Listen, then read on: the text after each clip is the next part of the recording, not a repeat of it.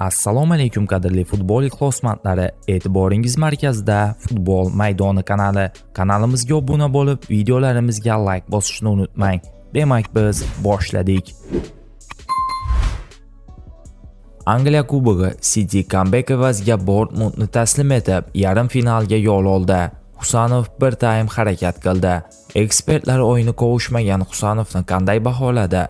Manchester City joriy mavsumda o'zi qo'lga kiritishi mumkin bo'lgan yagona sovrin uchun ildam odimlamoqda. Josep Guardiola shogirdlari Angliya Kubogi chorak finalda Dortmund mehmoni bo'lib, katta qiyinchilik bilan g'alaba qozondi. Keskin va murosasiz kurashlar ostida o'tgan uchrashuvda hisobni mezbonlar ochdi. Evan Nilsen Abduqodir Husanov bilan kurashda to'pni shaharliklar darvozasiga joylab qo'ydi. Ikkinchi bo'limda Erling Haaland va Umar Marmush jamoani qutqardi. Har ikki hujumchiga assistni Husanovning o'rniga maydonga tushgan Nico Areli oshirib berdi.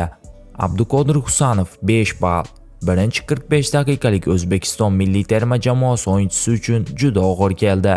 Golga qarshilik ko'rsata olmadi. 37-daqiqadayoq sariq kartochka olgani markaziy himoyachining harakatlarini cheklab qo'ydi.